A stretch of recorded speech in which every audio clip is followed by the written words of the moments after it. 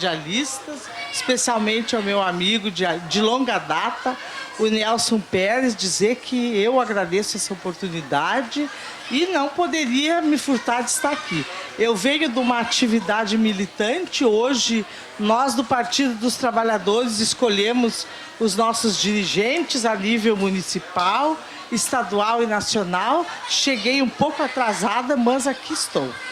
Para mim é um prazer ter visto a abertura, a fala do nosso patrono, Pedro Bandeira, que com certeza é um autor muito especial.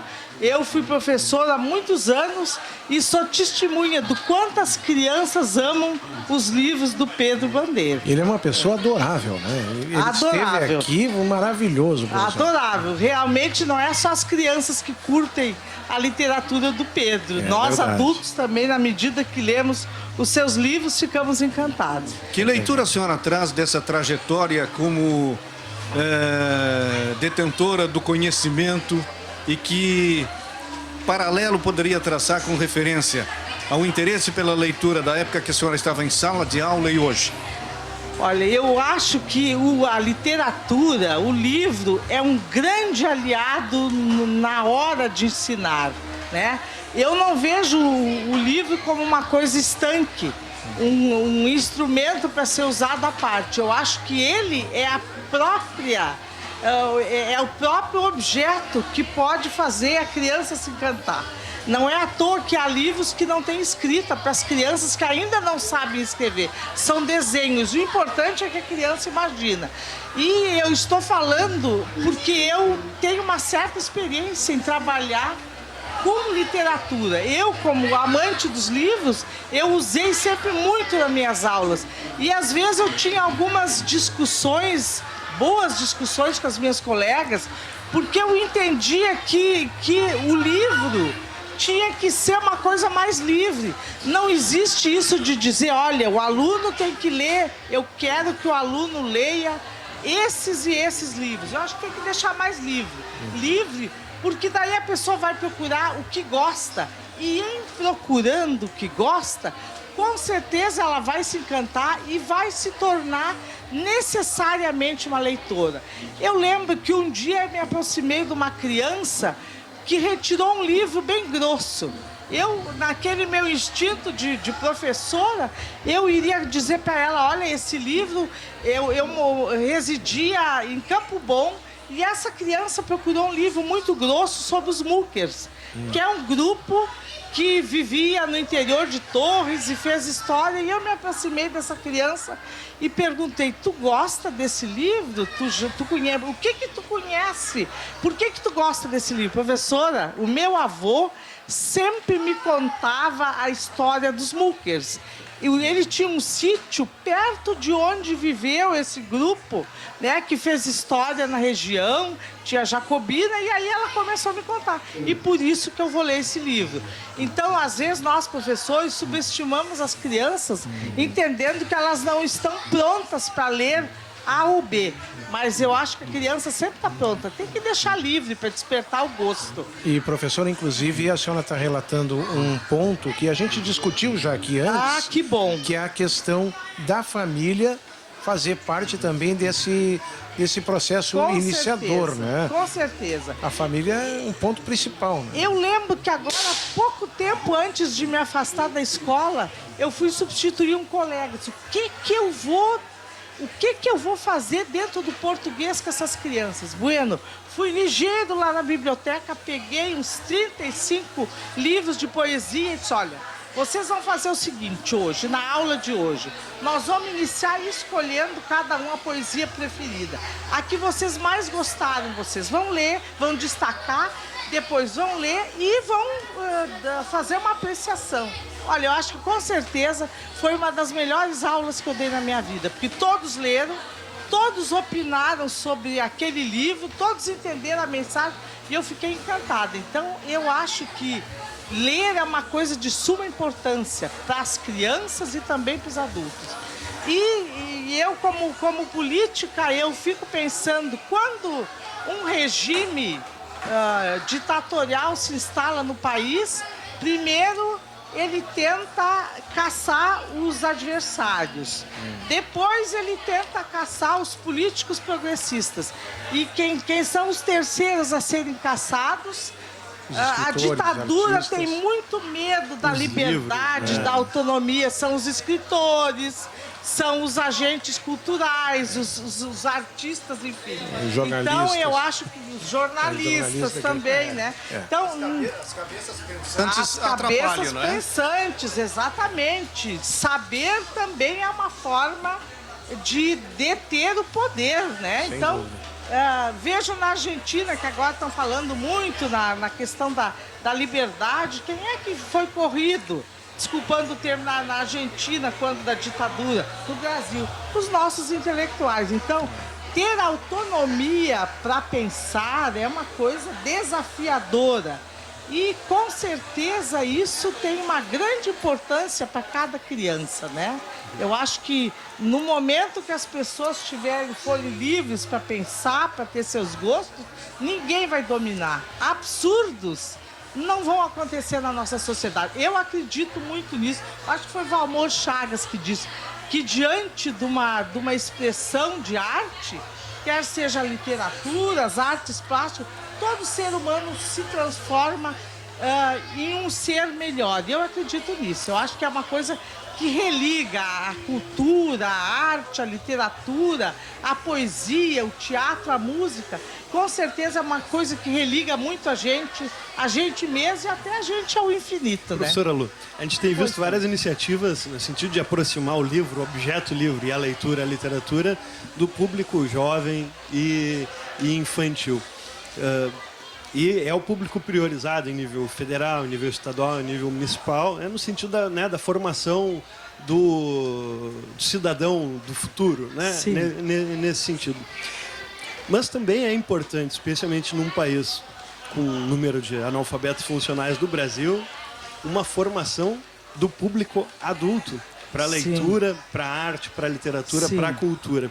Como a senhora vê esse desafio e o que pode ser feito nesse sentido? É um público mais difícil, né? Eu acho o teu raciocínio perfeito. Quer dizer, como é que eu vou convencer meus filhos, vou sensibilizar, vou encantar meus filhos, meus alunos a buscar uma leitura se eu mesmo não gosto e não aprecio? Pois é. E isso vale para tudo. Eu acho que sim.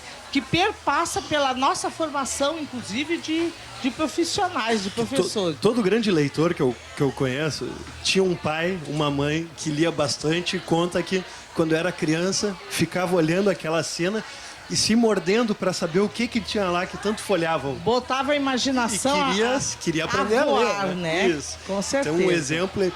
E, bom, a senhora também sente, então, essa necessidade de aproximar o hábito da leitura no público. Com certeza. Adultos. Eu acho que se as crianças e os adolescentes estão lendo pouco, quer dizer que os seus mestres, os seus pais, também estão lendo pouco, né? E é uma coisa que eu acho que ser um bom leitor é uma coisa que a gente vai construindo, né? Não importa se a pessoa gosta apenas de ler jornal ou revistinha, dali com certeza ele vai aperfeiçoar-se como leitor e vai buscar cada vez mais. E hoje as produções são belíssimas, gente. As produções dos livros, né?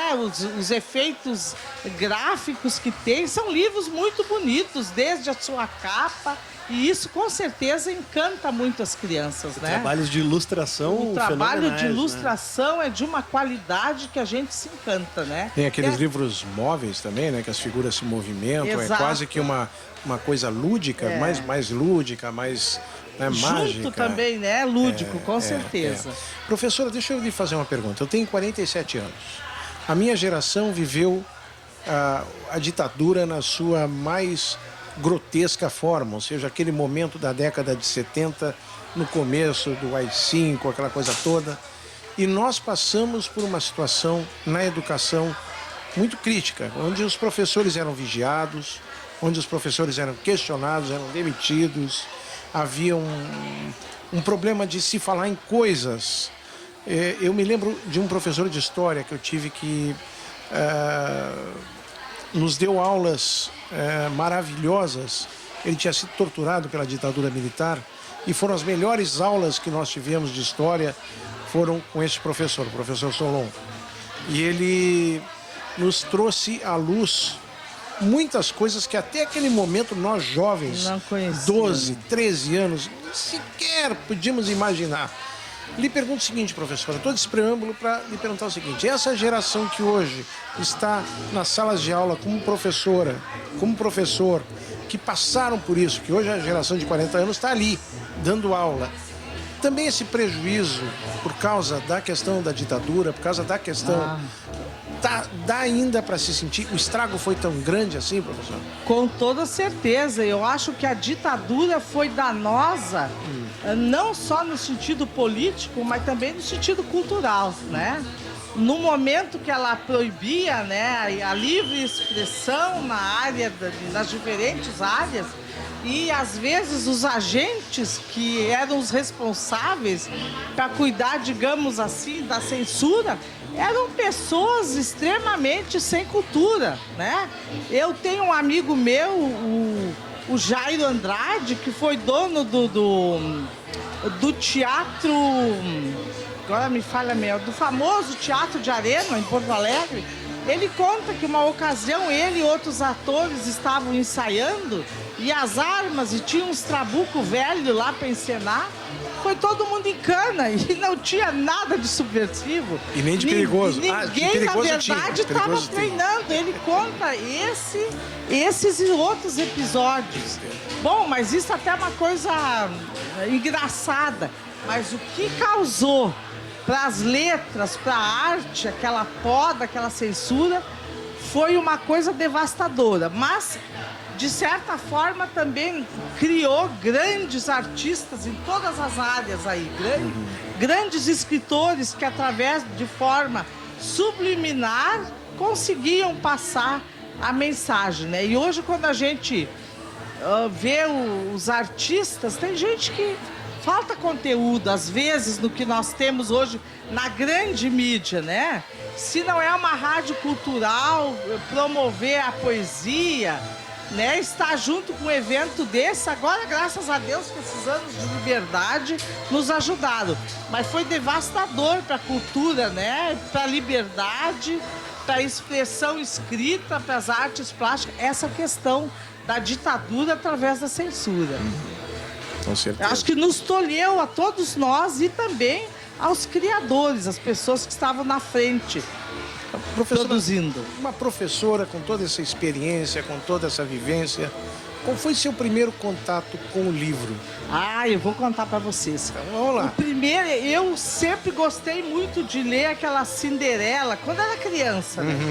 Depois o primeiro livro, literatura de verdade, que me caiu na mão foi o Diário de Anne Frank. Nossa. E desde aquela época eu comecei a me interessar por política, porque daí eu fui ver o que era o nazismo, por que a Anne Frank e a sua família tiveram que viver escondidos. É um similar desse livro que foi escrito anos depois pela aquela menina bósnia, né, As Latas, né?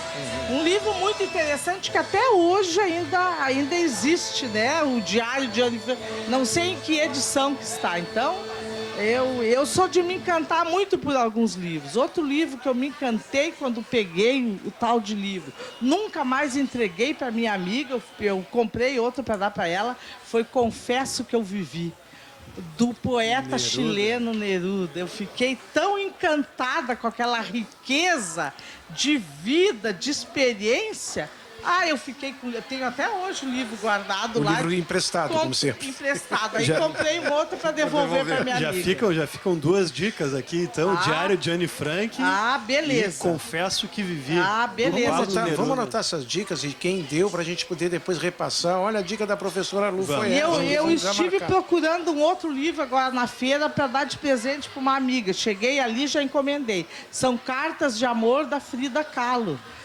Que é uma pintora mexicana famosíssima, que foi tão famosa quanto o seu companheiro, o Diego Rivera, mas só ele que se salientou. De repente, até o machismo influenciou.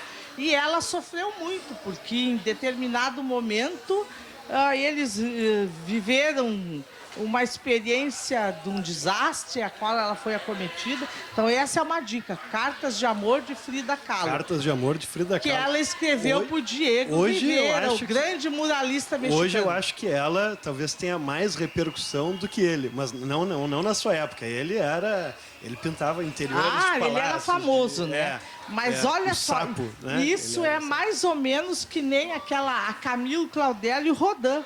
O Rodin é um escultor famoso, mas ela foi tão famosa e tão maravilhosa também quanto ele, que depois foi uma pessoa que teve problemas mentais por causa da rejeição. Ele não teve a coragem de romper com um casamento de muitos anos, mas na verdade não tinha mais emoção, já tinha terminado, e ela enlouqueceu a família inteira. Imagina naquela época, a família inteira. É um livro maravilhoso também, a biografia de Camille Claudel. E atualmente eu estou lendo Jango, deixa eu ver, Vida e Exílio. Muito quem gosta de história. Um livro muito Aí vem muito a calhar nesse momento que o corpo do Jango está sendo exumado. Né? Muito, já acho que já muito saiu de São bem Borja e vai escrito até Brasília. o por corpo dele. um dos que eu considero um dos maiores intelectuais do Rio Grande do Sul, que é o Juremir Machado, escrito pelo Juremir Juremir. Machado. Um rigorosismo técnico assim e dos fatos, excelente o livro. Tô sorvendo aos poucos aquele livro. É bem grosso, então tem que ler aos pouquinhos mesmo.